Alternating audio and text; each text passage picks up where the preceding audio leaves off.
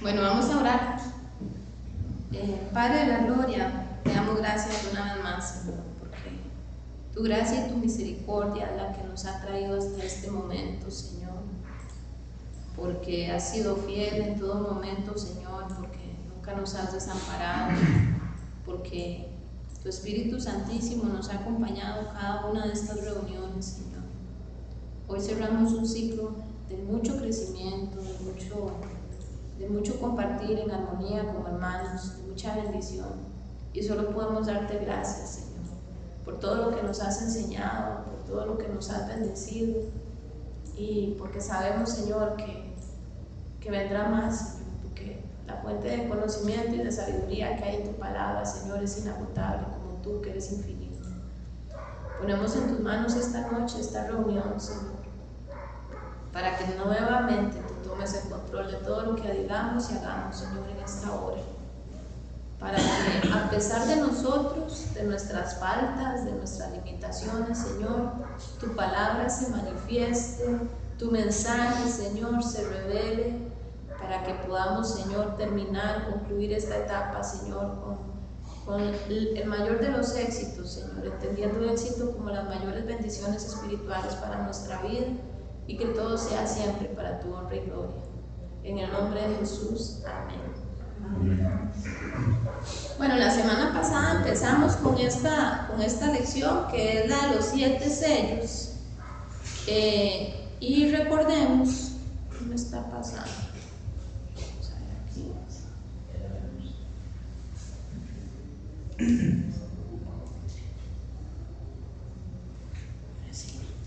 Que empezamos hablando de la visión de los 144,000 y la multitud vestida de blanco. Entonces vimos la primera parte, que eran los 144,000, que se suponía, según la visión, que eran 12,000 representantes de cada tribu de Israel. Y además esta visión que estamos teniendo es como una pausa o un paréntesis entre el sexto y el séptimo sello. Entonces recordemos que esta revelación de esta parte ocurre porque empieza un grupo de hermanos, de almas de hermanos que murieron en el martirio, pidiéndole al Señor justicia. ¿Recuerdan? En el altar, porque ellos, justicia por la forma en que ellos murieron, ¿verdad? Entonces se nos revela después de esa petición estas multitudes, los 144,000 y las multitudes vestidas de blanco. Porque es importante recordar esto, porque hubo una oración, una petición representada en el Apocalipsis por el incienso en la copa del ángel, que el mismo texto nos explica que representa las oraciones del pueblo de Dios. Y por lo tanto esa simbología lo que nos está diciendo es que el Señor está recibiendo esas oraciones, esas peticiones de justicia. Y lo que sigue es la respuesta a esas peticiones. ¿Qué es lo que sigue? Las 7 trompetas, porque el séptimo sello son las 7 trompetas, abre las 7 trompetas. Entonces, antes de que eso ocurra, el Señor nos deja ver cuál es nuestra suerte o nuestro papel en toda esa historia, y nos deja ver que hay un grupo de personas sellados, tanto en el pueblo de Israel, los 144,000, como en todas las demás naciones, que es la iglesia, la multitud vestida de blanco, y que ese sello lo que representa es que nosotros vamos a ser librados de lo que viene con las 7 trompetas y después las 7 copas de la ira. Entonces ahí, como recapitulando, ¿verdad?, la primera parte de esta lección que empezamos la semana pasada, para hoy concluir con la multitud vestida de blanco. Entonces dice el texto, a ver quién me ayuda leyendo. Dice: después de esto miré y vi una gran multitud, la cual nadie podía contar, de todas las naciones, tribus, pueblos y lenguas. Estaban delante del trono y en la presencia del Cordero, vestidos de ropas blancas y con palmas en sus manos. Clamaban a gran voz diciendo: la salvación pertenece a nuestro Dios, que está sentado en el trono y al Cordero. Y todos los ángeles que estaban en pie alrededor del trono y los ancianos de los 4 seres vivientes se postraron sobre sus rostros delante del trono y adoraron a Dios diciendo: Amén. La bendición, la gloria, la sabiduría, la acción de gracias, la honra, el poder y la fortaleza sean nuestro Dios por los siglos de los siglos. Amén. Entonces uno de los ancianos habló diciéndome: estos que están vestidos de ropas blancas, ¿quiénes son y de dónde han venido?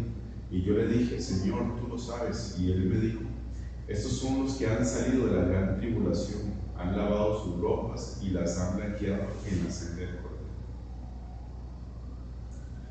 Por eso están delante del trono de Dios y le sirven día y noche en su templo. El que está sentado en el trono extenderá su tienda junto a ellos. Ya no tendrán hambre ni sed, y el sol no caerá más sobre ellos, ni calor alguno, porque el Cordero está en medio del trono. Porque el Cordero que está en medio del trono los pastoreará y los guiará a fuentes de aguas vivas, y Dios enjugará toda lágrima de los ojos de ellos. Muy bien, muchas gracias, Ronnie. Esta clase va a ser más cortita porque como la empezamos la semana pasada y vamos a llegar hasta los 7 sellos, entonces es muy probable que como mucho duremos 1 hora hoy para que quede de una vez claro. Entonces, esta parte que acabamos de leer del texto, que es la de la descripción de la multitud vestida de blanco, tiene varias interpretaciones. Concretamente, ¿puedo preguntarte algo? Sí, claro. Esos de los 144,000, entonces, según le entiendo a usted, según la historia, son personas que vivieron el martirio y que le pidieron a Dios. No, esos que dices fue el principio de la visión. Al principio de este capítulo o de esta parte de la historia aparecían las almas de los que habían muerto en razón del Evangelio. En esa parte no dice quiénes eran o cuántos eran, solo dice que eran almas de hermanos que habían muerto por razón del Evangelio. Porque sí he escuchado, me imagino que he escuchado a algunos que otros que dicen que ellos eran los 144,000. Sí, esos son sectas que hay. Entonces, digamos, ellos lo traen al presente, digamos, de que ellos serían levantados siendo esos, ¿verdad? Que mencionan ahí. Sí. Entonces, nada más quería aclarar eso, digamos, Sí, no por decirte que ellos sean, sino por decir que si son personas que serán, porque ya fueron. Sí, ya vamos a hablar de eso, Ronnie, pero sí recordar, ¿verdad?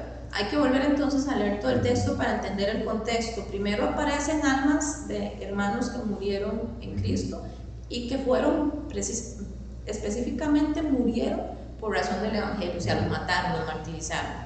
No dice cuántos, ni dice si eran los 144,000 o la multitud vestida de blanco, no dice, nada más dice que era alma de los que murieron decapitados. Recordemos que por el 144,000, cuando es el rapto de la iglesia, por ejemplo, que es tomado también el Espíritu Santo de la tierra. Entonces, bueno, eso es lo que me han explicado. Entonces, ya no va a haber salvación, o sea, la salvación de los gentiles es en el rapto.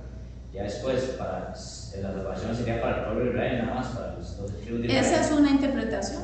Sí, esa es una interpretación. Los testigos son los que van a predicarles a ellos y ya van a interpretar. Esa es una interpretación del texto. Es una de las posiciones que existen. Entonces, como les decía, vamos a hablar aquí de 3 interpretaciones que hay de esto. Hay una posición que dice que los 144,000 sellados que la multitud vestida de blanco son los 144,000 que acabamos de ver, pero presentados de una forma diferente. Esa es una posición.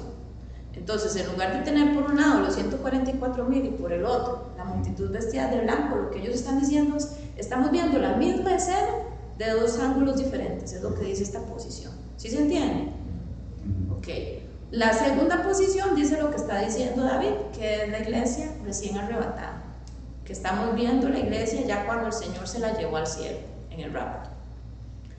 Y la tercera posición dice que son los judíos, que era lo que decían también ustedes, que predicarán al final de los tiempos. Los 144,000 son los judíos que predicarán al final de los tiempos.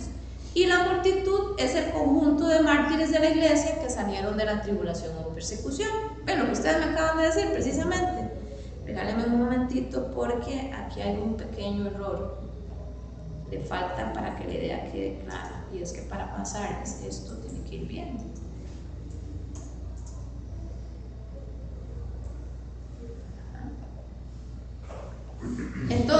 esas son las tres interpretaciones que existen de esta visión, en la que tenemos dos grupos de personas sellados, los 144,000 y la multitud.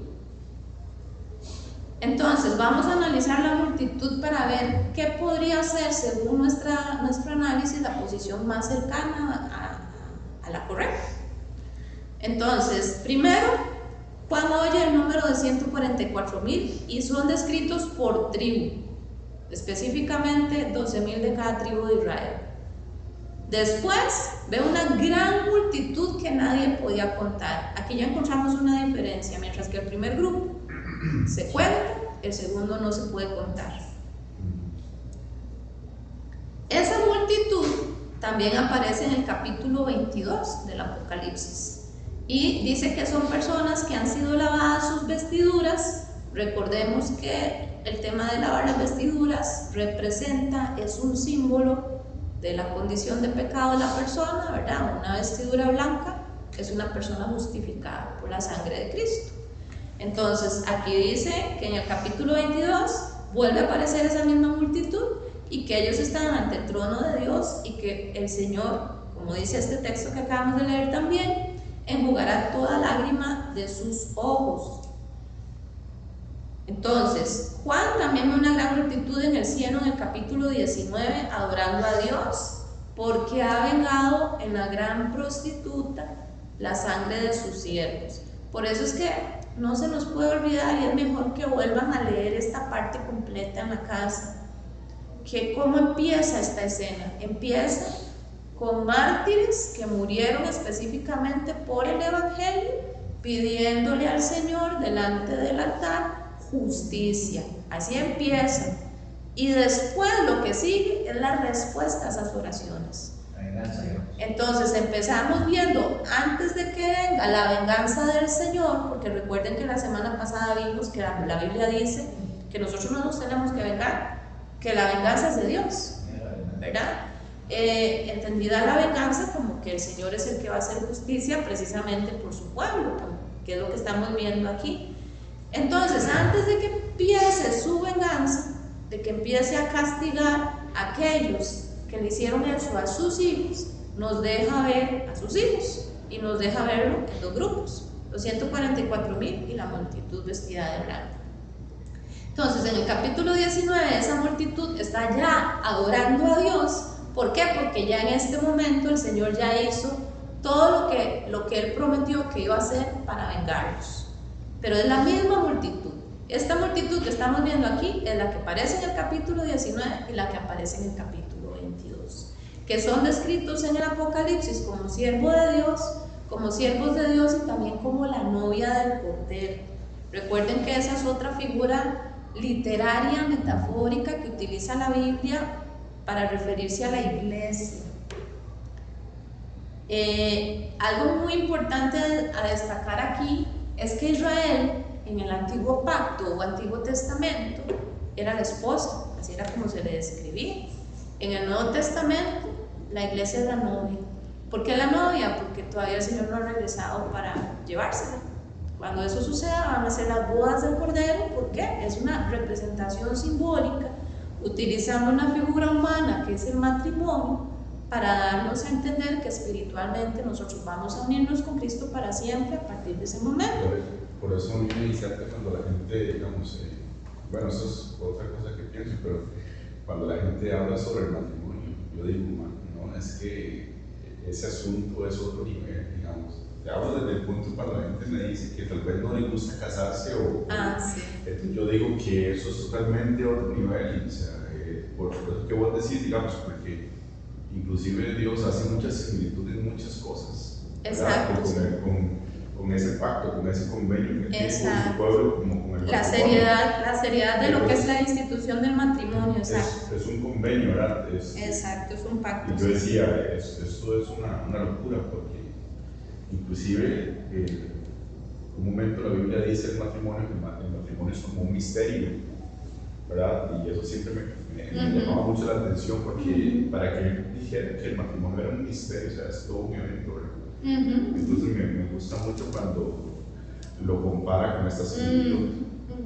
Tienes toda la razón, porque el hecho de ver que se utilice la figura del matrimonio para comparar la relación de Dios con su pueblo, ya habla de la importancia que tiene delante de Dios esa institución, de lo que fue Él el que la constituyó, no fue el ser humano, ¿verdad? Bueno, entonces, siguiendo con la multitud vestida de blanco, este gran número que nadie podía contar es el cumplimiento que Dios le hizo a Abraham, de la promesa que Dios le hizo a Abraham. ¿Qué fue lo que le prometió Dios a Abraham? Que su descendencia iba a ser incontable como las estrellas del cielo, y que a través de él iban a ser bendecidas todas las naciones de la tierra. Esa parte a veces se nos olvida. Entonces sí, el pacto empezó con Israel, que son los descendientes de Abraham, la nación que Dios formó para él mismo, pero después de ahí, que era la nación de la que iba a nacer el Mesías establece el nuevo pacto que prolonga o amplía esa promesa a todas las naciones de la tierra, con la iglesia que el Señor estableció. Entonces vemos que esta multitud, a diferencia de los 144,000, es multicultural. En los 144,000 queda muy claro que son judíos, ¿verdad? Lo que estamos viendo. Aquí nos están diciendo que eran de todas razas, lenguas y naciones, tribus, pueblos y lenguas, para ser más exactos según lo que dice el texto. Las ropas blancas también representan que son vencedores, y eso lo tenemos en Apocalipsis 3:5, cuando el Señor le dice a la iglesia, no recuerdo cuál era la iglesia a la que se estaba dirigiendo en este momento, que al que venciere le dará vestiduras blancas. Entonces, por eso también entendemos que no solo es una multitud que fue redimida por la sangre de Cristo, que es lo primero que representa la vestidura blanca en la Biblia, sino además que es una multitud de vencedores. ¿Por qué? Por la promesa que ya el Señor había hecho en el capítulo 3 de este mismo libro que estamos leyendo. ¿Alguien quiere buscarlo? El Apocalipsis 3:5, para que lo leamos y lo refresquemos. Dice: el que venciere será vestido de vestiduras blancas, y no borraré su nombre del libro de la vida, y confesaré su nombre delante del Padre y delante de sus ángeles. Muchas gracias, Viviana. Ese es el texto para que nosotros saquemos esta segunda conclusión de la multitud, o más bien la tercera. Primera conclusión, no es el mismo grupo de los 144,000, porque aquí estamos hablando de un grupo multicultural que no se puede contar. Gentiles, tal vez. Exacto, son gentiles. Si son multiculturales, somos gentiles, somos nosotros, la iglesia. Segundo, es una multitud de personas justificadas, porque la vestidura blanca representa la condición de pecado, y en el caso de estas personas es que ya están justificados de su pecado por la sangre de Cristo. Y tercero, que es una multitud de vencedores, por el texto que Viviana nos acaba de leer. Después habla de que tenían palmas en las manos. Esta representación de esta multitud nos tiene que referir al momento en el que el Señor Jesucristo entró en Jerusalén montado en un burrito, y lo recibieron una multitud con palmas, ¿se acuerdan? Y diciendo: Hosana al que viene, al hijo de David, Hosana al que viene en el nombre del Señor. Que eso es un pasaje del Antiguo Testamento que está en Salmo 118:26, y que es el que utiliza la multitud en ese momento en que él entra a Jerusalén, que algunas Biblias le ponen el título a esa parte, la entrada triunfal, ¿verdad?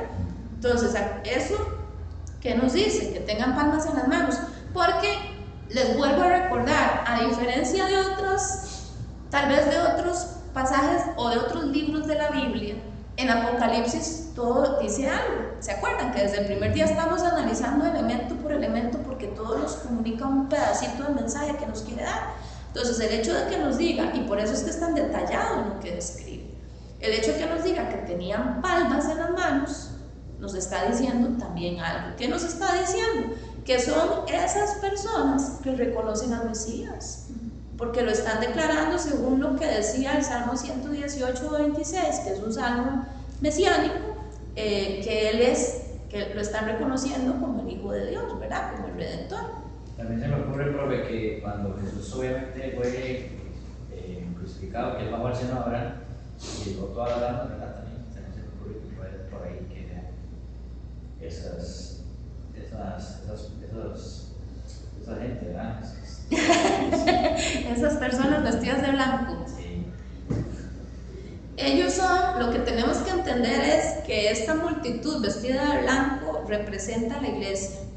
¿Por qué a la iglesia? Porque la iglesia es todos los que, gracias al nuevo pacto en la sangre de Cristo, hemos conocido el Evangelio, lo hemos creído y hemos sido salvos. Antes, el antiguo pacto estaba solo para Israel. Cuando Cristo viene, Él establece el nuevo pacto. Recordemos que el día que estableció la cena del Señor, ¿verdad?, que fue una de sus dos únicas ordenanzas, Él dijo, esta es la sangre del nuevo pacto.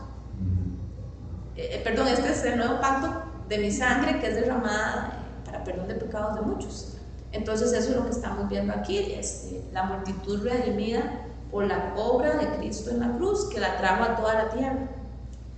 Y esta multitud estaba diciendo a gran voz: la salvación pertenece a nuestro Dios, que está sentado en el trono, y al Cordero.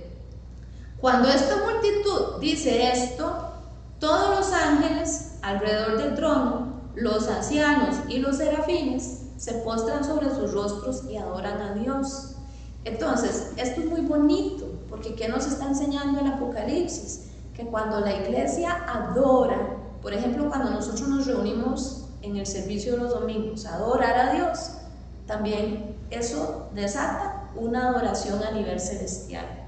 Eso es maravilloso, porque hay una sintonía entre lo que está pasando en la tierra, ¿verdad?, y lo que está pasando en el cielo en ese momento.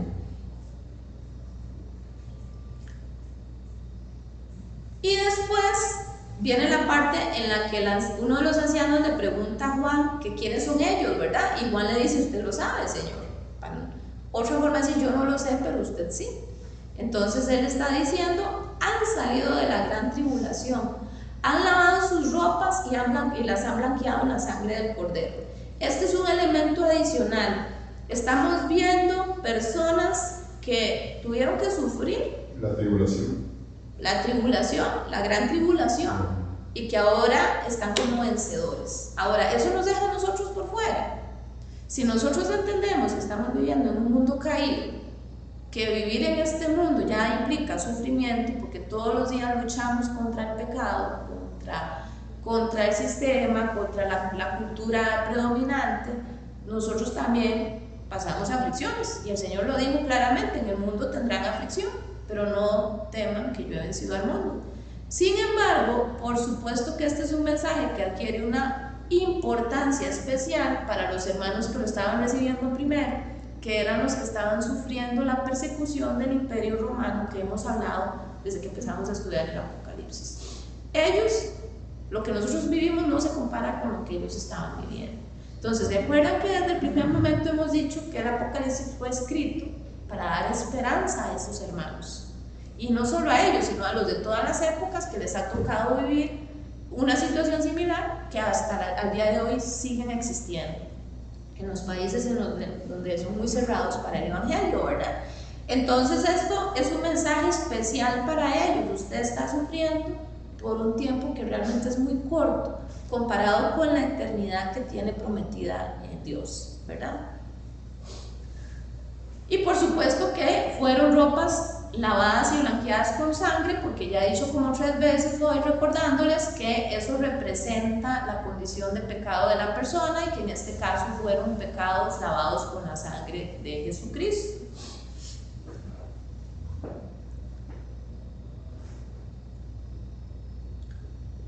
Ahora bien, también nos dice el texto que por eso están delante del trono de Dios. Por eso, ¿por qué? Por lo que acabamos de leer aquí.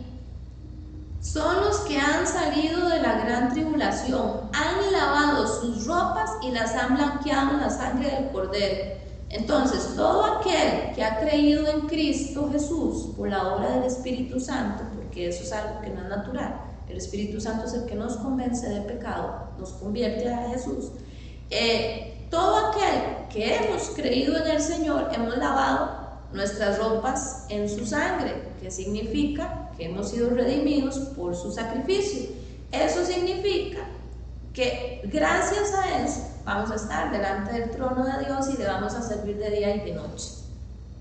y que gracias a eso, el que está sentado en el trono, que es Dios, extenderá su tienda, su tabernáculo, su templo, sus salas, como le queramos decir, su protección, es lo que significa. Extenderá su tienda junto a ellos, va a estar de cara a cara a nosotros, a la par de nosotros, vamos a poder experimentar, vamos a poder ver, y gracias a que vamos a tener esa relación estrecha con Él, que vamos a estar siempre con Él, como el Señor Jesucristo prometió, ya no vamos a tener hambre ni sed, ya no vamos a tener cansancio, ya no vamos a tener ninguna de las circunstancias que actualmente nos pueden afligir en la vida. ¿Por qué? Porque Jesucristo está en medio de ese trono y Él es el que nos va a pastorear y nos va a guiar a fuentes de agua viva, y Dios mismo va a enjugar toda lágrima de nuestros ojos. Eso no significa que si lloramos va a venir a secarnos literalmente las lágrimas. Eso significa que ya no va a existir, más bien, gracias a que estamos ahí, razón para llorar. Sufrimiento. Exacto, eso es una vez para siempre, exacto. El sufrimiento ya no va a existir. Entonces, esa multitud vestida de blanco, como acabamos de ver, no es el mismo grupo de personas de los 144,000. Hay 3 posiciones, ustedes pueden escoger la que quieran. Yo les comenté la semana pasada, mi posición con respecto a los 144,000 es que ellos representan muy probablemente a las personas que efectivamente van a dar testimonio de Jesucristo en la última etapa de la historia en Israel, porque Israel como nación es una nación apóstata. Dios hizo un pacto con ellos primero, los escogió como su pueblo especial y ellos le dieron la espalda y se hicieron idólatras. Después vino el Mesías, después de que sufrieron mucho en el exilio, se volvieron a Dios, volvieron a Israel, pero después viene el Mesías y lo rechazan. Lo rechazaron y entonces en ese momento quedaron fuera del pacto, del nuevo pacto, por rechazar al Mesías como nación. Acuérdense que ya habíamos hablado de esto. Un judío sí se puede convertir a Cristo, hay mucho judío cristiano. De hecho, están los que se llaman los judíos mesiánicos, que precisamente son judíos cristianos. Entonces, no significa que no existan judíos cristianos, significa que Israel como nación tiene una parte especial o diferenciada en el plan de Dios, porque fue el pueblo que Dios escogió en el Antiguo Testamento, que en este momento está en una condición de apostasía y está profetizado sobre ellos en Ezequiel que ellos van a tener una restauración nacional que ya se cumplió cuando fue declarado nuevamente Estado en 1948, y falta la restauración espiritual, que es la visión de los huesos secos de Israel, de Ezequiel. Entonces ya se profetiza en la Biblia que Israel puntualmente va a tener una restauración en estas 2 etapas. Si ustedes se fijan, 1948 fue ayer, en el rango de la historia, ¿verdad? Que la historia que llevamos hasta el momento. Entonces imagínense lo que esto significa, ¿verdad? Cuando uno ve profecías que en nuestra generación se cumplió esa profecía después de cuántos miles de años, porque Ezequiel fue escrito antes de Cristo, no sé cuánto, no recuerdo si 1500 años. Pero luego algo increíble, que se diera como nación en solo un día, todos volvieron. Sí. Eso es sobrenatural, y como todo lo que sucedía antiguamente con Israel fue algo que para los que tenemos el Espíritu Santo lo vemos con mucha claridad que fue algo de Dios, ¿verdad? Eso no pasa naturalmente. Entonces aquí el punto es, sí, todo indica que hay un trato especial para Israel en el plan de redención de Dios. Entonces por eso tenemos 2 grupos: el grupo de los 144,000, que nos remite a esas profecías sobre Israel como nación, y la multitud vestida de blanco, que somos todos nosotros, la iglesia del Señor Jesucristo. ¿Alguna pregunta hasta aquí? Yo sí. Sí, adelante, Ronnie. Pregunta, ¿verdad? Sí, yo me acuerdo de eso, del 48, porque yo soy ajeno a eso, no conozco nada. Sí, vamos a ver, en el año 70 después de Cristo, Ronnie, la ciudad de Jerusalén fue destruida por el Imperio Romano. Sí. Yo les había contado que destruyeron el templo, ¿verdad? Sí. En ese entonces, el pueblo de Israel fue esparcido por todos los confines de la tierra, Sí, eso sí lo lo que se leí. llama la diáspora. Sí, que después el chaval lo pregunta y va y pide para reconstruir el templo, ¿cierto? Es la misma. No sé cuál es el chaval, no sé de qué me estás hablando. Ese templo no está reconstruido a la fecha. Hasta la fecha ese templo no está Ya tienen reconstruido. todo, Entonces el chaval ya tienen todo para construir hasta la vaca roja. Sí, entonces, para seguir con la historia, aunque usted crea que ya sabe lo que le voy a contar, mejor déjeme terminar la idea para que no le pase lo mismo, ¿verdad? Sí. Entonces, en ese año, el 70 después de Cristo, Israel deja de existir como nación porque se va, o sea, por la persecución tan tremenda que se desatan contra ellos y lo que ocurrió, que destruyeron su ciudad principal, se van a todas las naciones de la tierra. Eso se llama la diáspora. Fueron esparcidos por toda la tierra y eso también fue una profecía precisamente por rechazar al Mesías. Eso fue una consecuencia.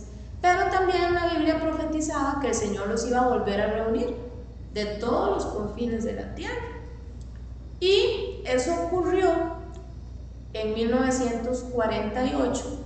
¿Qué fue lo que pasó en 1948? Después de la Segunda Guerra Mundial, cuando se dio el gran holocausto judío por parte de los nazis, la comunidad internacional hizo un gran esfuerzo para que a Israel, no todos, porque Israel tiene muchos enemigos, ¿verdad? Por razones históricas, que no vamos a entrar ahorita en ese detalle, para que Israel tuviera su propio país, para que no volviera a sufrir algo tan tremendo como eso. Entonces la ONU, que en ese momento se llamaba diferente que ahorita, pero la ONU declaró a Israel como nación en una decisión que tomaron en 1948, no recuerdo si fue el 15 de abril, me parece específicamente, 15 de abril de 1948. Entonces, tal y como dice, creo que Isaías, no recuerdo si alguien tiene la cita, me la dice, ¿quién ha visto una nación nacer en un día? Esa era una profecía de que eso iba a pasar y eso pasó el 15 de abril de 1948, en un día se tomó la decisión y ese día nació Israel como nación nuevamente, desde el 70 después de Cristo hasta 1948. Entonces se cumple ahí la profecía de la restauración nacional de Israel como nación fue restaurado y eso está entre otras partes más claramente en la visión del libro de Ezequiel, que es un profeta del Antiguo Testamento que tuvo una visión de un valle de los huesos secos.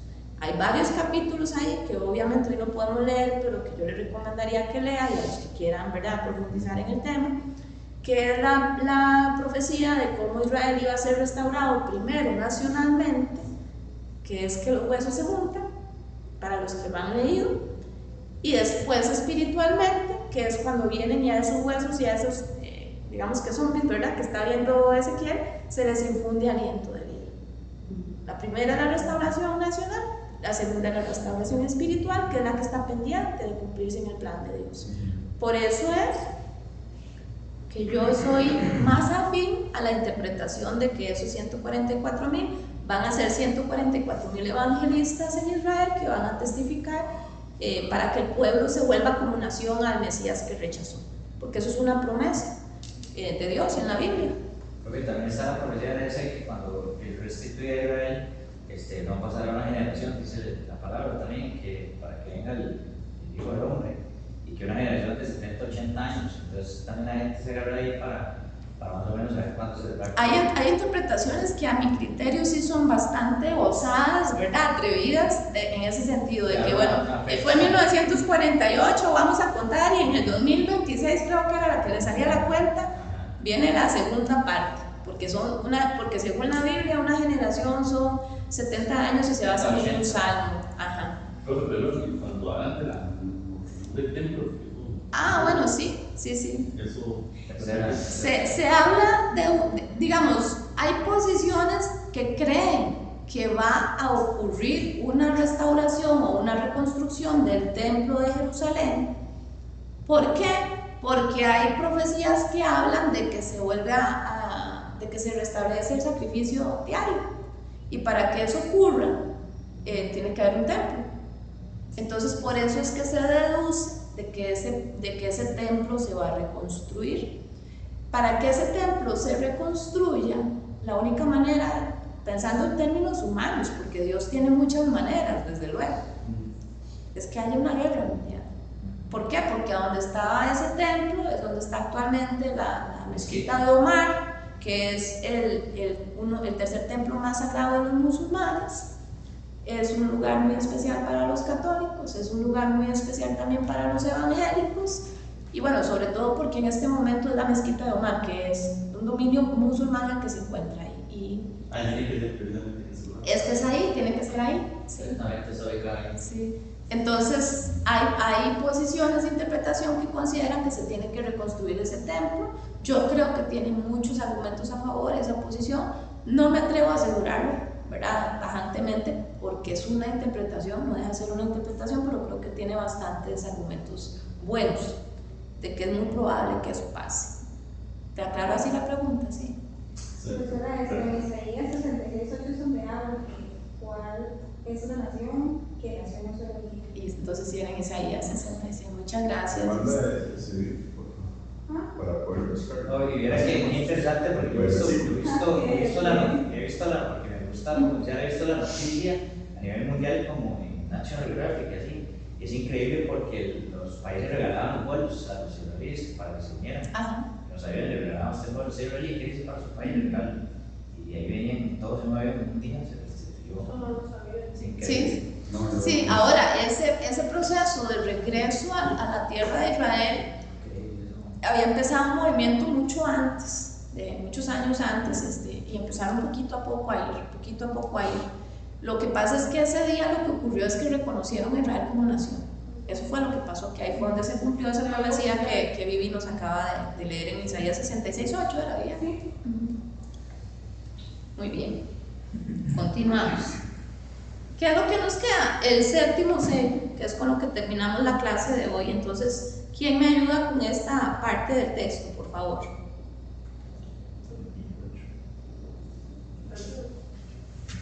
Adelante, Melanie.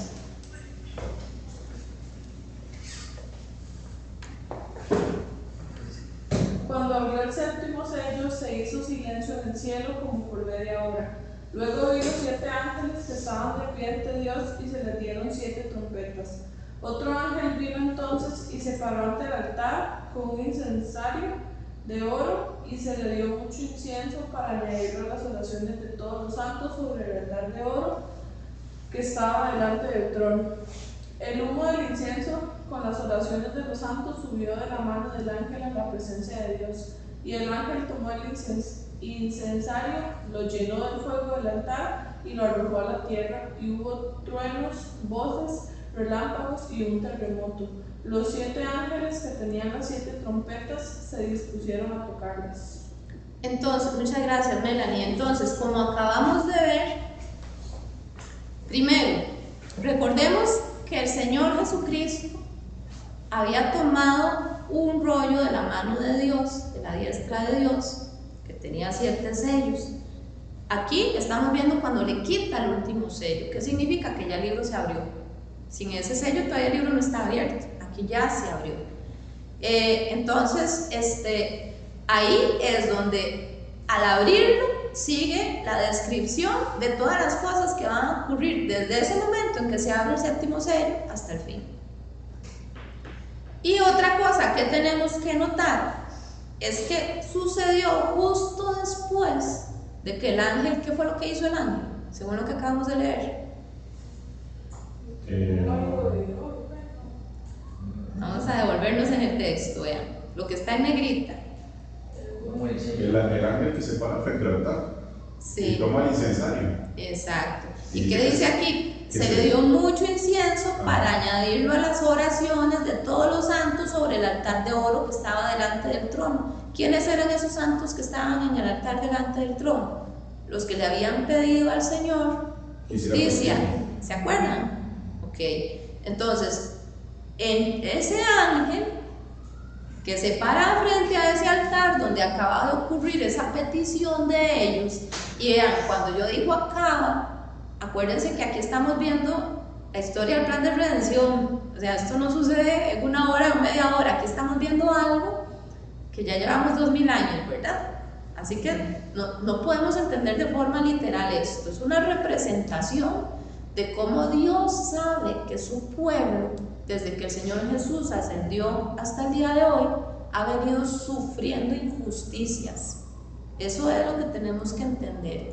Y que el Señor escucha cada vez que nosotros clamamos a Él justicia frente a esas injusticias que ocurren en la tierra. Eso es lo que representa esta imagen. Acordémonos que ya se nos explicó que el incienso representa las oraciones de los hijos de Dios. ¿Por qué el incienso? Porque es algo que huele rico. En el Antiguo Testamento se utilizaba el incienso en el templo para ofrecerle los sacrificios al Señor.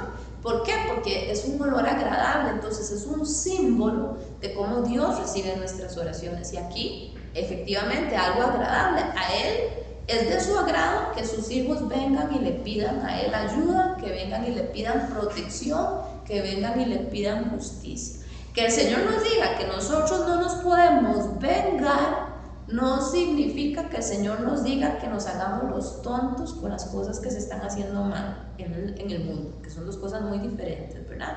Entonces siempre la petición es: venga tu reino, hágase tu voluntad en la tierra como en el cielo, porque en el momento en que esa petición se responda, toda la injusticia, toda la maldad y todo el sufrimiento va a desaparecer, que es lo que vimos hace un rato, que dice que el Señor va a estar con nosotros y ya no va a haber sufrimiento, ¿verdad? Entonces, lo que yo quiero hacerles notar es, en el momento en que el ángel agarra ese incienso, esas oraciones, ese incensario con las oraciones de los santos, y lo arroja sobre la tierra, es que siguen las 7 trompetas. Entonces, ¿qué tenemos que entender de este texto? Que es la respuesta de Dios a las peticiones de su pueblo que está sufriendo, pero que sigue fiel a Él. ¿De acuerdo? ¿Está claro, verdad? Ok. Entonces ahí empieza el desenlace de la recompensa para los santos de Dios y de la venganza de parte del Señor, como Él había prometido. Mía es la venganza, yo pagaré. Entonces el Señor abre el 7º sello, que revela las 7 trompetas, las trompetas que anuncian la suerte de Jerusalén, la ciudad santa que se paganizó. Aquí tenemos que recordar, cuando vemos 7 trompetas en el Apocalipsis, que tenemos un antecedente en el libro de Josué, de tema de trompetas. ¿Quién recuerda esa historia? ¿En el libro de Josué? En el libro de Josué. ¿Quién recuerda esa historia? Nadie. Estamos flojillos en el Antiguo Testamento. Ok, vean. El libro de Josué está después de Deuteronomio. Josué fue el sucesor de Moisés. Moisés es el gran profeta de Dios que hizo todos esos prodigios y señales en Egipto, ¿verdad? Que no se repitieron después en la historia. ¿Por qué lo metió en tierra prometida? Moisés no entra a la tierra prometida porque el Señor lo había castigado por un acto que él tuvo de iracundo, de rebeldía, etc. Que no vamos a entrar ahorita en eso. Entonces el Señor le dijo a Moisés que el que iba a entrar a la tierra prometida con Israel era Josué. Él era el que los iba a liderar. Entonces ya cuando muere Moisés, empezamos con el libro de Josué, y entonces de las cosas que ocurren en la conquista, porque Josué fue el que llevó al pueblo de Israel a empezar la conquista sobre la tierra prometida. Ellos conquistan primero la ciudad de Jericó. ¿Cómo fue que Dios le dijo a Josué que lo tenían que hacer? Tenían que dar durante 7 días vuelta alrededor de la ciudad, porque tenía muros la ciudad. Y al 7º día, cuando se tocaran las trompetas, esas murallas se iban a caer, cosa que efectivamente ocurrió. Ahora sí recuerdan esa historia. Sí, todavía pasa. Personas van a ir el pastor ha contado que van a ir a un blog de 7 bolitas para comprarlo. Sí, hay gente que usa esas cosas para hacer cosas espiritistas de brujería que no tienen nada de bíblico, sí. Pero bueno, esas cosas solo Vivi. Porque es en Josué 6:9 que dice que la gente gritó y las trompetas sonaron, el sonido de las trompetas. Comenzaron a gritar a voz en cuello y la muralla de la ciudad se vino abajo. Entonces se atacaron directamente contra la ciudad. Y la otra palabra. Exactamente, entonces ya esto, ¿verdad? Ya nos dice algo. Vienen trompetas, viene juicio, viene conquista también. ¿Por qué? Porque estamos leyendo cómo el pueblo de Israel entró a conquistar la tierra prometida. Entonces, lo que en el Antiguo Testamento ocurría de forma material, en lo que nos cuenta la Biblia, representaba circunstancias, promesas y verdades espirituales del Nuevo Testamento. En el Antiguo Testamento, Israel representa al pueblo de Dios, que es la iglesia, en el Nuevo Testamento. La primera era una entidad física, la segunda es una entidad espiritual, ¿verdad? Está gobernada por el Espíritu Santo y está en todo el planeta. La primera conquistaba la tierra prometida físicamente, la segunda conquista la tierra prometida, que es la Nueva Jerusalén que va a descender del cielo, que es la condición de reinado de Cristo sobre la tierra donde no existe sufrimiento. Entonces aquí también nos está diciendo algo. Las trompetas nos tienen que recordar ese pasaje que nos acaba de leer Viviana. Entonces la apertura del libro nos trae primero esas 7 trompetas, cuando además tenemos que recordar que las trompetas se usaban para anunciar. Entonces aquí lo que nos dice es que son 7 anuncios que el Señor le está haciendo a la humanidad. O sea, todavía no es el juicio. ¿Por qué? Porque el juicio son las copas de la ira. Eso no se nos olvide. Estas son anuncios, todavía no es el juicio. Cuando ya vienen las copas de la ira, tal y como lo dice la palabra ira, ahí sí viene el juicio. Entonces, son advertencias, son anuncios. Y luego de eso ya vienen las copas que constituyen el fin. Recordemos que antes de que se abriera el 7º sello, los 144,000 fueron sellados en sus frentes y la multitud vestida de blanco apareció delante del trono divino. Por lo tanto, no se nos puede olvidar que esto que va a ocurrir no le afecta al creyente. No significa que el creyente no va a sufrir aflicciones, porque ya sabemos que sí, pero no vienen de parte de Dios. Esto es de parte de Dios, lo que vamos a ver sobre los que no son de su pueblo, los juicios de Dios. Y cuando el Señor abre ese último sello, hay un silencio de media hora y los 7 ángeles tocan las 7 trompetas después de esa media hora. Entonces, volvemos a lo mismo. Si estamos hablando de media hora en un libro que es lenguaje simbólico, no lo podemos tomar como algo literal. Okay. Las advertencias de Dios a los incrédulos son representados por las 7 trompetas, no afectan la seguridad espiritual eterna del creyente, porque ya nosotros fuimos sellados y estamos apartados como pueblo de Dios. Al abrir el libro se unen los 7 sellos, las 7 trompetas y las 7 copas, y todo se va intensificando hasta llegar la segunda venida de Jesucristo. Entonces vamos a hablar un momentito del silencio de media hora. Dice que cuando abrió el 7º sello se hizo silencio en el cielo como por media hora. Aquí nos está hablando de algo que también tenemos una referencia en el Antiguo Testamento. ¿Qué es esa media hora? Es un intervalo de tiempo que, según el reglamento sacerdotal del Antiguo Testamento, es decir, según las reglas que se le dio a los sacerdotes de cómo tenían que ministrar en el templo de Dios, tenían que pasar media hora quemando incienso en la mañana con los carbones que ellos mismos agarraban del primer sacrificio que habían hecho en el altar. Todo lo que tiene que ver con el sistema sacrificial que Dios le ordenó al pueblo de Israel está en el libro de Levítico. Uno de esos libros que nos da más pereza leer, porque tiene muchos detalles que no entendemos, que tiene que llevar tantas vasijas, que tiene que llevar tantos candeleros, que el altar tiene que ser así, está como mucho detalle. Volvemos a lo mismo. ¿Por qué la Biblia da tanto detalle de algo? Siempre tiene que haber un porqué. todas esas instrucciones que Dios le dio al pueblo de Israel de cómo tenían que hacerse las cosas en el templo eran símbolos de realidades espirituales. Vean que el incienso representa las oraciones de los santos, ¿verdad? Esa media hora era el tiempo que el sacerdote tenía que pasar quemando incienso en la mañana. Vean qué interesante. Entonces, ¿qué nos está diciendo esta media hora que ahora agarra Juan del Antiguo Testamento, de ese reglamento, para contarnos lo que está pasando en el cielo? Bueno, que el Señor está recibiendo las oraciones, porque al quemar el incienso está representando las oraciones de los santos cuando van subiendo a la presencia de Dios. El Señor está recibiendo esas oraciones. Eso es lo que nos está diciendo esta imagen. ¿Sí se entiende? Sí. Y si se entiende la justificación bíblica, que no es una interpretación que a alguien se le ocurrió, a mí o a cualquiera, sino que viene de ahí, del Antiguo Testamento.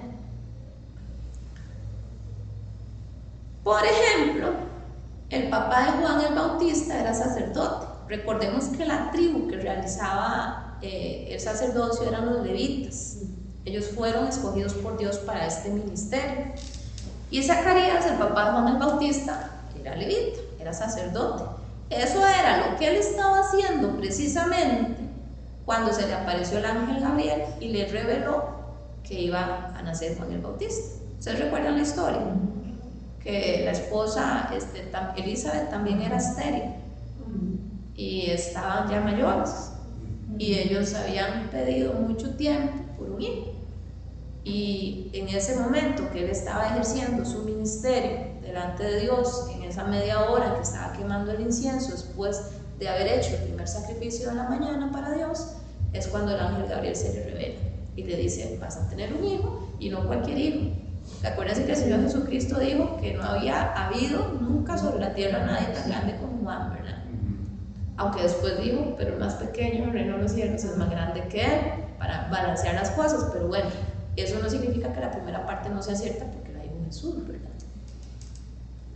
Entonces se dan cuenta cómo cada detalle tiene una referencia, un montón de referencias bíblicas, ¿verdad? Que un montón de información que uno no se imagina. Por eso es que la gente no entiende Apocalipsis, porque nadie puede entender Apocalipsis sin tener toda la Biblia completa, no solo leída, sino estudiada, ¿verdad?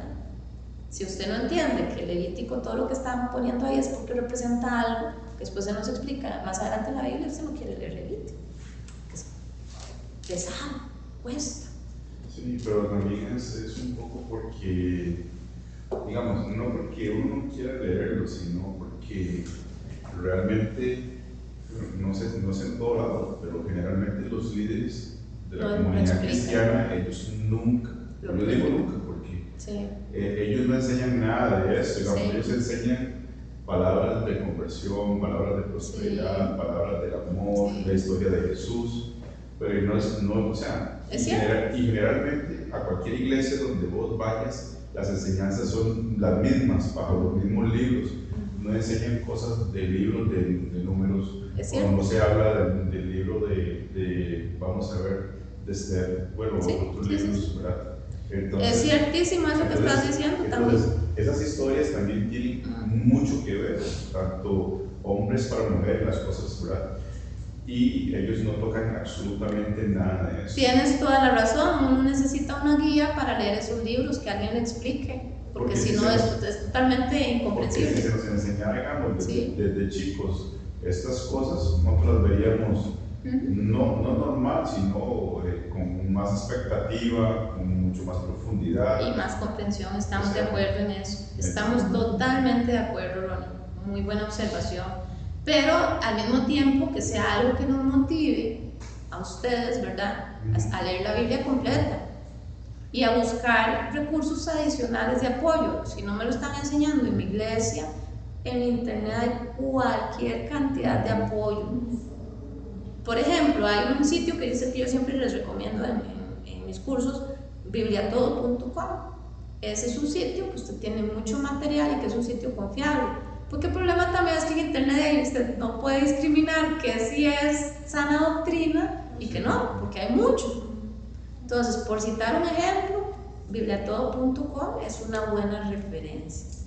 Doctrinas de la Gracia es una buena referencia.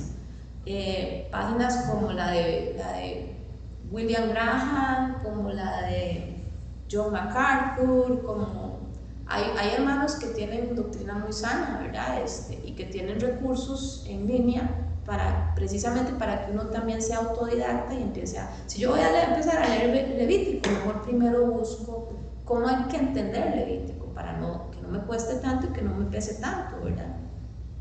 Pero bueno, eso es un paréntesis para motivarlos a que ustedes por su propia cuenta, que no sea ese un obstáculo, que no me lo estén explicando para que yo tenga la iniciativa de empezar a profundizar en esas cosas, es mi punto, ¿verdad? Claro. Ok, dice, seguimos avanzando, luego vi los 7 ángeles que estaban de pie ante Dios y se les dieron 7 trompetas. La frase se le dieron, como ya lo habíamos visto en otra lección, indica que vienen con la aprobación divina. O sea, son ángeles y están ante Dios.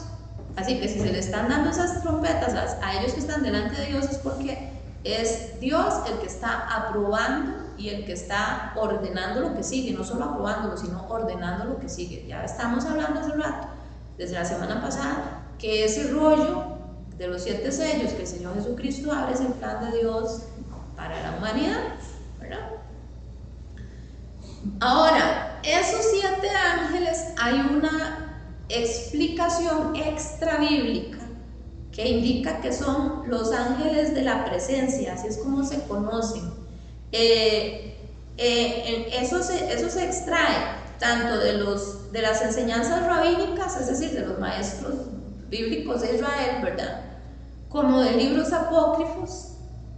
¿Qué son libros apócrifos? Libros que fueron escritos también por judíos en épocas semejantes a las que se escribieron los libros de la Biblia, pero que no se consideran inspirados por el Espíritu Santo. Entonces, de la tradición de las enseñanzas de los rabinos y de los libros apócrifos se extrae que esos 7 ángeles son los ángeles de la presencia, así es como se les llama en esa literatura. Ellos dicen que son 7 ángeles con nombre establecido, que están en la presencia de Dios. ¿Para qué les cuento esto? Esto en realidad es nada más informativo, para que ustedes lo sepan, porque en realidad si Apocalipsis no dice quiénes son, es porque no importa.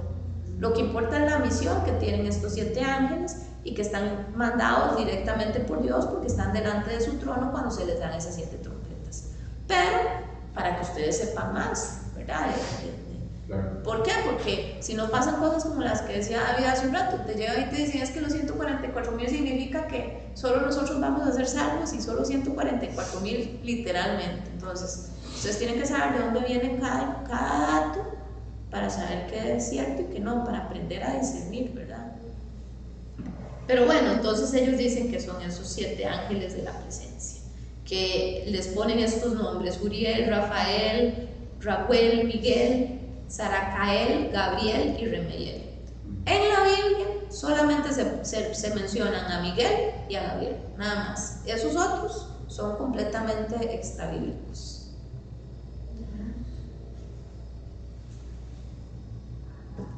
Ahora seguimos con la parte, vean, yo les dije que 1 hora ya pasó 1 hora. Bueno, pero ya nos falta menos. Ahora seguimos con la parte del ángel con el incienso. Dice que otro ángel vino y se paró ante el altar con el incienso, lo que ya yo les llamé la atención al principio cuando empezamos a leer este texto, con el incensario de oro, y se le dio mucho incienso para añadirlo a las oraciones de todos los santos sobre el altar de oro que estaba delante del trono. El humo del incienso con las oraciones de los santos subió de la mano del ángel a la presencia de Dios. Ese incensario contenía fuego y también incienso, que son las oraciones, como lo hemos venido diciendo. En el templo de Jerusalén, el incienso se quemaba día y noche sobre el altar, simbolizando que los sacrificios a Dios debían ser agradables, porque el incienso, como dijimos, es olor fragante, agradable y acepto ante Dios. Y que por lo tanto, bueno, esto ya lo había explicado, nuestras oraciones suben delante de Dios de esta manera, así es como el Señor las recibe, como algo de olor muy agradable. Y también la frase subió a la presencia de Dios indica que el Señor escuchó esas oraciones, y eso siempre ocurre, aunque no siempre tengamos la respuesta en nuestro momento o en nuestra inmediatez, ¿verdad? Ahora, como el ángel tomó el incensario y lo llenó también de fuego antes de arrojarlo sobre la tierra, es el fuego significa el juicio inminente de Dios. Por eso no solo vemos incienso, no solo vemos oraciones, sino fuego. Y esos truenos, voces y relámpagos indican que eso que está pasando o que va a suceder a continuación tiene origen divino, porque recordemos que ya en una lección pasada habíamos repasado el pasaje en Éxodo, cuando Moisés subió al monte a recibir las tablas de la ley y que el pueblo estaba viendo cómo esa montaña, ¿verdad?, se hacía para allá y para acá con voces, truenos, relámpagos, y que el terremoto porque temblaba, ¿verdad?, esa montaña. Así lo dice literalmente ese pasaje. Eso también nos dice, como ya tenemos un antecedente claro en ese pasaje de que fue literal, porque el Éxodo no es un libro profético o poético, es un libro histórico. Entonces, el hecho de que ahí tengamos un dato concreto de algo que fue literal, sí, que fue un evento real, que pasó, así como sucedió cuando las plagas sobre Egipto, todas fueron literales. ¿Por qué? Porque el Éxodo es un libro histórico, no es un libro apocalíptico, profético o poético. Entonces aquí tenemos que pensar que esto efectivamente está ocurriendo, pero además es lógico porque en el cielo está Dios, ¿verdad? Y eso está ocurriendo en el cielo. El fuego del altar es en el cielo, ¿verdad? Sí, una de las cosas que me gusta es eso que usted dice, digamos, que todo lo que pasó en el Antiguo Testamento es algo real, ¿verdad? Ajá. Porque también muchas cosas nosotros como seres humanos las imaginamos, pero pensar que esas cosas sucedieron realmente, o sea, son súper interesantes. Sí, totalmente de acuerdo. Así que las 7 trompetas, como les dije antes, son la respuesta de Dios a esas oraciones. Y después dice, vi los 7 ángeles que estaban de pie ante Dios y se les dieron las 7 trompetas. Lo que les dije antes, ¿cómo se usan en la Biblia las trompetas? En Éxodo 19:6 anunciaban la venida de Dios al monte Sinaí. Ese pasaje que acabamos de recordar también sonaron trompetas y ahí fue literal. El pueblo sí escuchó sonido de trompeta en ese momento. Esto es interesante porque yo recuerdo que la vez pasada creo que Melanie me preguntó que si el sonido de las trompetas iba a ser literal o era figurado. Aquí tenemos un antecedente bíblico de un libro histórico de algo que verídicamente pasó, que todo el pueblo lo testificó de que sí se escucharon esas trompetas. Fue literal. No significa que aquí sea literal, significa que es una posibilidad, que pueden ser literales esos sonidos o que pueden ser espirituales.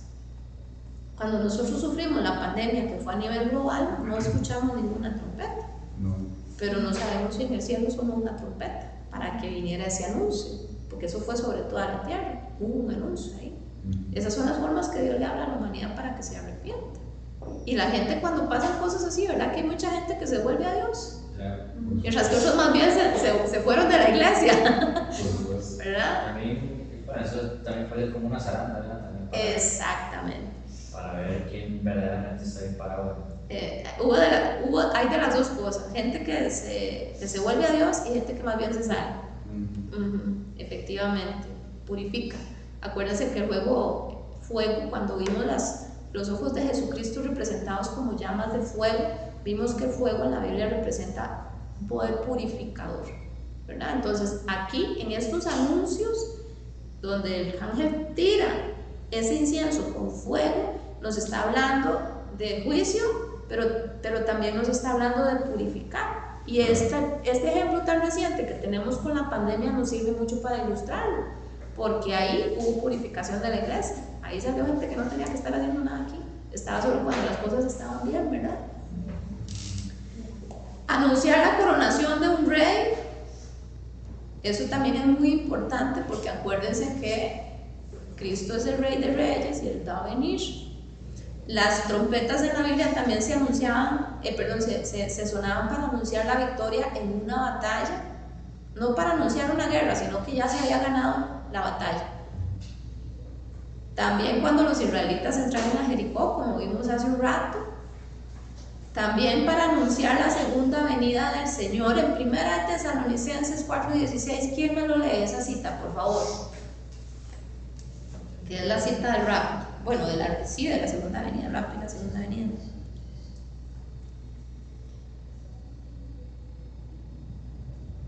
El primero come pizza primero.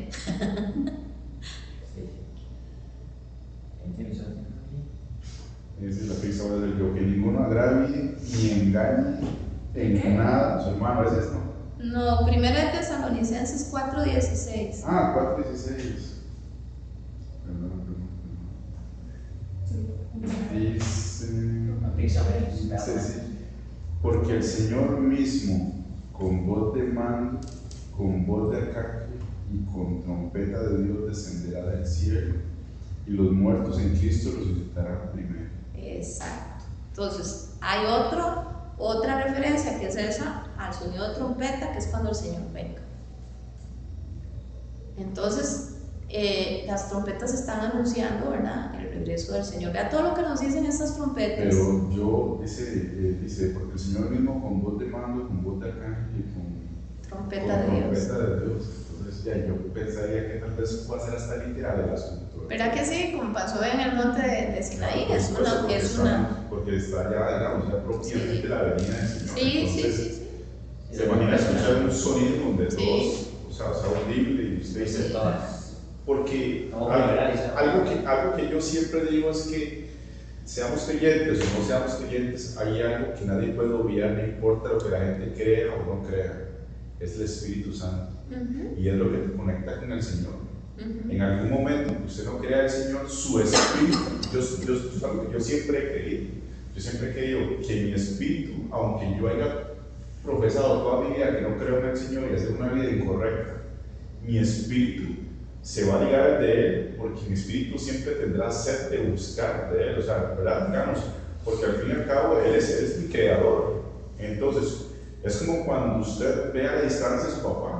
¿Me entiende? Hay un amor, hay una situación. Entonces yo siempre he dicho que no importa quién va en el mundo, en el momento que Él descienda y mi espíritu sienta su presencia, va a haber una unificación, ¿verdad? Eso es lo que yo siempre creo. Sí, pero lo más importante es el punto que señalabas al inicio, que hay bastantes elementos como para pensar que podría ser literal ese sonido de trompeta, ¿verdad? Que era la pregunta de Melanie. No podemos decir 100% va a ser así, eso sí. ¿Verdad? Pero hay muchos elementos bíblicos que nos hacen pensar que podría ser literal. La palabra también es todo ¿verdad? Entonces eso me llama la atención para que todo el mundo esté atento. No, eso sin duda. Vamos a ver, el regreso de Jesucristo no es algo que va a ser silencioso, no como, porque no fue, la primera vez sí, ¿verdad? Pero esta vez lo dice claramente la Biblia, todo ojo le verá, todo el planeta se va a dar cuenta. No va a ser algo silencioso que va a pasar desapercibido para nada. Entonces, perfectamente, una de las cosas que pueden perfectamente suceder es que vayan a haber sonidos, ¿verdad? Que claramente le llamen a todo el mundo la atención para que vuelva a ir a un solo sitio y ahí vemos al Rey de Reyes. Si hay sonidos en el mundo para una persona, un ser humano, sí, como uno para el Señor. Claro, estamos de acuerdo, como cuando se anuncia la coronación de un rey. Reunir a la gente para que el campamento avance era otra forma de usar las trompetas, y vean que el pasaje que acaban de leer ustedes decía que venían por su pueblo, ¿verdad? Entonces perfectamente también representan eso. Dedicación del templo, anunciar el día de la expiación. ¿Qué es el día de la expiación? El día del perdón, una de las fiestas que estableció Dios para Israel, el día del perdón. Anunciar los días de fiesta, hay otras fiestas además del día del perdón. Anunciar el comienzo de una batalla. Recuerden que aquí lo que les estoy repasando es cómo en la Biblia se usan las trompetas, para que entendamos todo lo que puede estarnos diciendo este pasaje. Anunciaron la llegada del arca del pacto a Jerusalén. Anunciaron el desastre luego del pecado en Isaías, en una profecía. Y anuncian o representan la voz del Señor directamente, como también lo leímos hace un rato. Entonces, ¿qué representan estas trompetas? Anuncios para la humanidad, para que se vuelvan a Dios, se arrepientan porque ya viene el juicio. representan la coronación de un rey, porque ya viene el Rey de Reyes y Señor de Señores, ya está descendiendo, ya está a las puertas, mejor dicho. Representan la victoria en una batalla, porque nosotros libramos una batalla espiritual en esta tierra como cristianos todos los días, pero eso no va a ser para siempre. El que persevere hasta el final, ese será salvo. Entonces nosotros tenemos la promesa de una victoria segura en el Señor si permanecemos fieles a Él, a pesar de todas esas batallas. Representa el comienzo de una batalla, porque acuérdense que más adelante en Apocalipsis vamos a ver que hay una batalla final, donde el Señor Jesucristo, con el poder de su boca, destruye a todos los enemigos. Anuncian también la llegada del arca del pacto a Jerusalén, en otras palabras, el cumplimiento de las promesas del nuevo pacto bajo el cual nosotros estamos desde que aceptamos al Señor. Anuncia el desastre luego del pecado, porque viene el juicio, las copas de la ira. ¿Se dan cuenta todo lo que nos dice en esta figura que está usando Juan aquí? Ok, entonces ya vamos terminando. Por lo tanto, esas 7 trompetas tienen que ser consideradas como la voz de Dios para advertir al mundo de que como Él es un Dios santo, eso significa Él no puede pasar por alto el pecado, de ninguna manera, es contrario a su naturaleza. Él va a juzgar al hombre por el pecado. Entonces es un llamado al arrepentimiento, porque después de la 6ª trompeta, el que todavía no haya querido arrepentirse, lo que viene ya es directamente la destrucción, ¿verdad? Y recordemos que 7 también representan en el Apocalipsis y en la Biblia lo completo, la totalidad. Cuando vimos los 7 espíritus de Dios en la visión de Jesucristo al principio del libro, decíamos, ¿por qué? Es algo total. ¿Por qué? Porque el Espíritu Santo es omnipresente, Él está en toda la tierra, en todo el universo. Por eso es que se usa el número 7, que es un símbolo, no es literal. Entonces significa que es un anuncio completo, es decir, cuando se termine la última trompeta, ya el anuncio se cerró, ya no hay nada más que hacer ahí.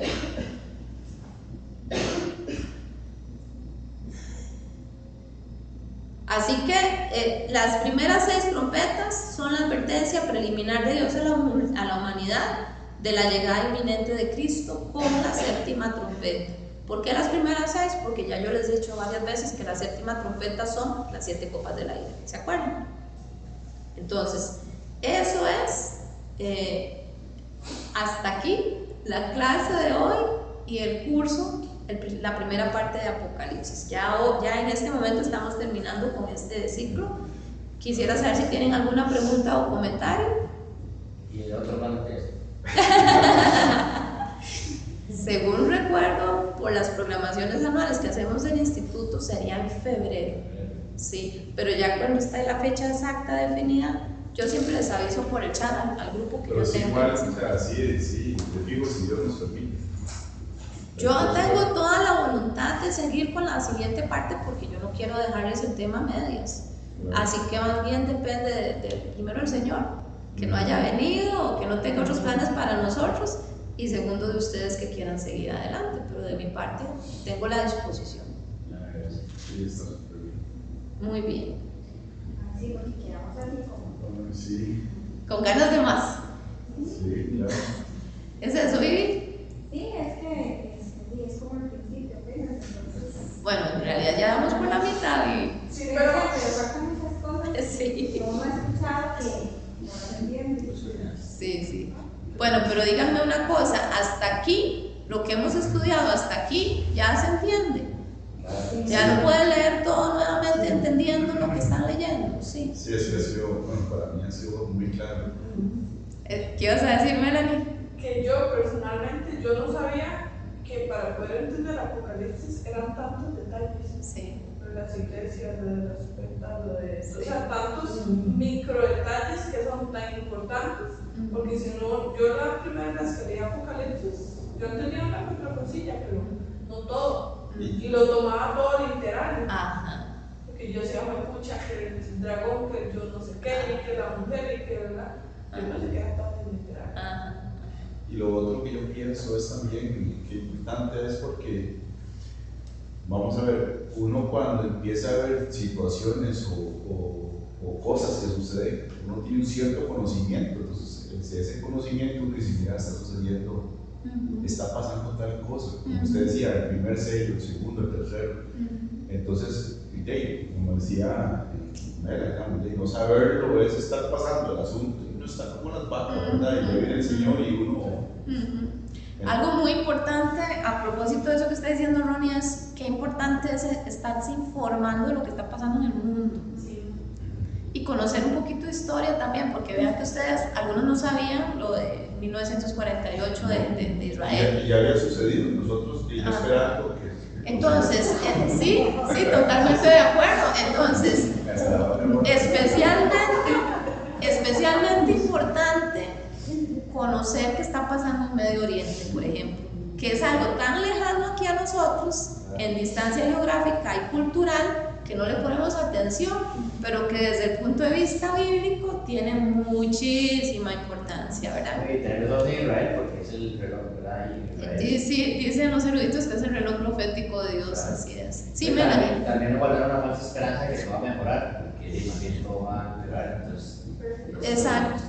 Exactamente, las cosas se van a poner cada vez más difíciles. Melanie. No sé si me estoy adelantando al tema o lo que vi es verdadero, no sé, pero se ha dado mucho en Facebook y en redes sociales de que los animales empiezan a dar vueltas en un circo. No sé si dice, yo lo vi hasta, creo que fue antier, que me dijo un muchacho aquí que trabaja aquí, lo busqué en Facebook y no sé qué será eso, pero las ovejas y todo eso, durante, creo que eran 7 días, daban vueltas así, y vueltas, y vueltas. Los perros, también los... Búsquelo, él me dijo con toda la seguridad que eso estaba en la Biblia, pero yo no sé. No, bueno, esa parte no. O sea, todo lo que yo conozco, no, esa parte sí no me suena, pero así de buenas a primeras voy a buscar la noticia a ver qué será exactamente para darte una respuesta más acertada, porque ahorita no tengo toda la información, ¿verdad? Sí, no, yo sí. Yo también quiero aportar que, bueno, yo tenía como el error de que el Apocalipsis es lo que estamos viendo o lo que está pasando recientemente en nuestro tiempo, ¿verdad? Como se me aclaró, y esto empezó desde Jesucristo crucificado. Así es. Entonces, eso me tiene mucho la atención porque entonces pues, saber por vivir ahorita en nuestros tiempos, no sé qué está pasando, ¿verdad? Pero, o sea, esto se empezó, el plan era iniciar una muerte. Pero está claro que estamos en principio de dolor, ¿verdad? Sí, claro. Pero desde siempre, como dicen, entonces... Sí, claro, es que por eso es que el Señor decía, pero, ¿cómo fue que dijo el Señor? Pero no se preocupen, todavía no es el fin, creo que fue como dijo. Sí, pero todavía no es el fin, es apenas principio de dolores. ¿Por qué? Porque empezó a pasar desde aquella época, ¿verdad? Y cada vez se va incrementando. Ya en esta generación estamos viendo alcances globales. Pero como yo les decía el otro día, hace 100 años, estamos en 1922, la Primera Guerra Mundial fue poquito antes, en 1914, poquito antes de hace 100 años. En esa generación ocurrió la Primera Guerra Mundial. O sea, la humanidad tenía, digamos que estamos en el 2000, digamos que tenía 5.800 años de edad, por decirlo de alguna manera, y en todo ese tiempo era la primera vez que ocurrió una guerra mundial. Después vino la epidemia de la gripe española, ¿verdad? Que así como pasó con nosotros, todo el mundo con mascarillas, ¿verdad? Y todas las medidas que se estaban tomando, ustedes buscan en internet y eso lo ven. El que no conoce historia dice, sí, ya se va a acabar el mundo porque nos está pasando algo que nunca había pasado. No es cierto. Vino la Gran Depresión, que fue un montón de gente quedó en la miseria, ¿verdad? Quebraban las empresas, se suicidaban las personas a raíz de la misma guerra. Y viene la Segunda Guerra Mundial, todo en esa generación. Las personas que pensaron, ya se está acabando el mundo. Y no se acabó el mundo. ¿Por qué? Porque si nosotros hacemos una lectura solamente de nuestra realidad, porque tendemos a eso, somos egocéntricos sin darnos cuenta de que solo lo que estamos viviendo nosotros, ¿verdad? Es el centro de la historia. No perdemos de vista que lo que estamos viendo aquí en el Apocalipsis es la historia, por eso yo he insistido tanto en la historia del plan de redención de Dios, que Jesucristo empezó a ejecutar ese plan desde el momento en que fue crucificado. Porque digamos, a mi generación, digamos, a la gente que tiene como la edad mía, unas cosas impactantes es esta pandemia, es una locura. Sí, sí. O sea, porque eso no era solamente, ya era contra tu sentimiento, contra tu vida, y caer en una situación desesperante, ya psicológica, donde usted dice, ¿y aquí qué? Y aquí no salgo, ya no me relaciono, o sea, nadie quiere relacionarse con nadie, ni tener contacto, bueno, de nada, o sea, entonces es una situación grave, porque yo, digamos, yo recuerdo que para el 99, yo venía de Guanacaste para Heredia a estudiar, y era cuando la gente decía que en el 2000 se acababa la vara, y sí. mis tantas me mandaban a Chepe. Sí. Oiga, no, en serio, yo vivía solo, y la gente en diciembre, oiga, los maestros lloraban, la gente lloraba porque la vara se acababa, y yo decía, sí, por eso una terrible. 2012 que dijeron que se iba a acabar el mundo, que es una película hicieron y todo. Del calendario maya o algo así. Pero es que del 99 a 2000, yo no sé, yo vi la gente loca en Heredia. Sí, el error del milenio, no sé qué tontería, sí. Por eso es que hay que estudiar Biblia, lo que les acabo de decir, porque cuando vemos todas estas cosas nos damos cuenta, no, pero espérense, que ya pasó esto el siglo pasado, que en la Edad Media pasó esto otro, o sea, hay que conocer historia, hay que cultivarse. Para entender la Biblia, nosotros necesitamos de la historia y necesitamos también de otros recursos, pero principalmente la historia. Pero para estamos en un momento crítico, profe, porque, digamos, ahorita claro. en el momento mundial que hay, 10 minutos se destruye todo. Totalmente de acuerdo, David. Nuclear. Totalmente de acuerdo. Perdón, Alberto, Sí. un momento lo dijo, como nunca se ha visto ahora muchas señales de los tipos como Sí, es que ese es el tema, y sin embargo, vean los tiempos que para nosotros son muy largos, que acuérdense que en Dios el tiempo no existe. ¿Por qué les empecé yo a hablar del siglo pasado? Porque a partir del siglo pasado fue que empezaron a darse eventos a nivel más macro.